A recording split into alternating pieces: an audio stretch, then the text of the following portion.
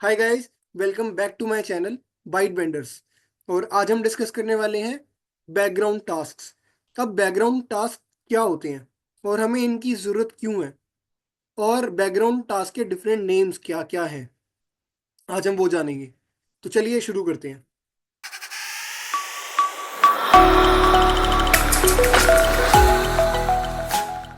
तो background task को हम बैकग्राउंड जॉब्स भी बोल सकते हैं, एसिंक्रोनस टास्क भी बोल सकते हैं। लेट्स से मैंने एक डेटाबेस के अंदर रिकॉर्ड क्रिएट करा। लेट्स से यूजर क्रिएशन का रिकॉर्ड था। अब यूजर क्रिएशन के रिकॉर्ड क्रिएशन के ऊपर देर आर सेवरल थिंग्स जो मुझे परफॉर्म करनी है। फॉर एग्जांपल उसकी ऑटोमेटिक प्रोफाइल बना देना, उसका जो जितना भी टोटल फील्ड्स आई हैं मेरे पास उनमें से क्या परसेंटेज है, कि कितने परसेंटेज उसकी प्रोफाइल कंप्लीट हो गई है, कितनी परसेंटेज नहीं हुई है।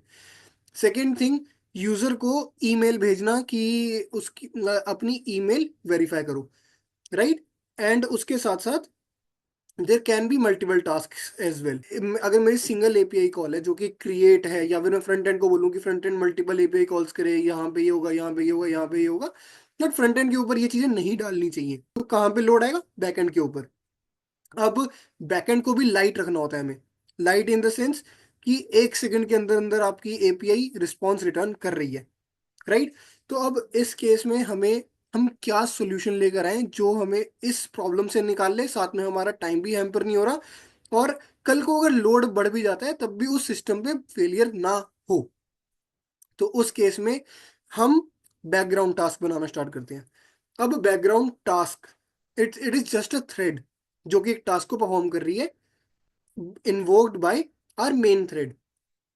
फॉर एग्जांपल मेरे प्रोग्राम ने एक थ्रेड को बता दिया। अब लेट से मेरे पास सिस्टम के ऊपर काफी सारी रिक्वेस्ट आ गई, लाइक 5 लाख, 10 लाख, 15 लाख रिक्वेस्ट आ गई, क्रिएशन रिक्वेस्ट, यूजर क्रिएट कर रहे हैं डेटा। तब इस केस में अगर मेरे को कंपैटिबिलिटी चाहिए कि मेरे को सारे यूजर्स का जितना भी मेरे टास्क परफॉर्म हो रहे हैं वो भी सारे के सारे अलग अलग हो रहे हैं। तो आप समझ पा रहे हो कि 4 लाख 5 लाख थ्रेड्स मुझे उस टाइम पर इन्वोक्ड चाहिए। क्या ये पॉसिबल है? मतलब एक स्मॉल स्केल स्टार्टअप के लिए, या अगर आप बोलो कि 4 लाख 5 लाख रिक्वेस्ट आ रही हैं क्रिएशन के ऊपर, तो स्मॉल स्केल नहीं है। बट या हम फिर भी बजट क्रंच तो लेके चलते हैं ना। तो उस केस में हमें क्या करना चाहिए? तो अब हम यहाँ पर एक क्यूज इंट्रोड्यूस करेंगे। क्यू का बेसिक प्रिंसिपल क्या है? First in first out, right. So अब क्या है कि मेरी एक क्यू सर्वर चल रहा है। फॉर एग्जांपल इस केस में हम रेडिस ले सकते हैं, इस केस में हम एसक्यूएस ले सकते हैं, काफका ले सकते हैं, RabbitMQ, there are multiple other options as well. अब क्या होगा कि मेरे पास 5 वर्कर्स हैं, मतलब 5 थ्रेड्स हैं। ज्यादा नहीं है, 5 लाख तो बिल्कुल भी नहीं है, 5 थ्रेड्स हैं। अब 5 थ्रेड्स को हमने क्या करना है कि हमारे जो भी टास्क परफॉर्म हो रहे हैं ना, जैसे मेरा यूजर क्रिएशन का आया, मैंने अपने बैकएंड को स्केल अप कर दिया, ठीक है। और स्केल अप करने के हिसाब से मैंने मल्टीपल पॉड्स बना दिए, 1 बन गया, 2 बन गया, 3 बन गया, ऐसे करके वो स्केल कर दे, जितना मर्जी स्केल कर सकते हैं हम। अब इसकी वजह से हमारे जो क्यू के ऊपर लोड आ रहा है, क्यू ने टास्क डालना स्टार्ट कर दिया अपने उसके अंदर, बट हमारे पास अभी भी वर्कर सिर्फ 5 ही हैं। कल को हमें इनको भी स्केल करना है तो हम वो भी कर सकते हैं, अगर नहीं करना तो नहीं भी करेंगे, राइट। क्योंकि अगर बैकग्राउंड टास्क है तो यूजर डायरेक्टली हैम्पर नहीं हो रहा उस चीज से, तो वी कैन सी कि ट्रेड ऑफ्स क्या आ रहे हैं क्या नहीं आ रहे। हमने क्यू बनाई, क्यू के अंदर हमने टास्क को डालना स्टार्ट कर दिया, and workers are picking their task respectively. So इससे हमारा क्या हुआ, इससे हमारा स्केलेबिलिटी इशू रिजॉल्व हो गया। साथ में मेरी एपीआई उतना टाइम ही ले रही है जितना टाइम उसको नॉर्मल डेटा क्रिएट करने में लग रहा है। प्लस उसको एक्स्ट्रा ओवरहेड लेने की जरूरत नहीं है कि मेल भेजने की रिस्पॉन्सिबिलिटी उसके ऊपर है, या फिर मल्टीपल रिस्पॉन्सिबिलिटी डेलीगेट हो चुकी है यहाँ पर। ओके। अब रेडिस, और अब फॉर एग्जांपल अब आपके मन में ये भी एक इशू आ सकता है ना, कि मतलब क्वेश्चन आ सकता है ना कि यार अगर मेरा same task, same same worker 2 बार 4 बार 5 बार अगर ले, वो भी तो इशू आएगा, राइट।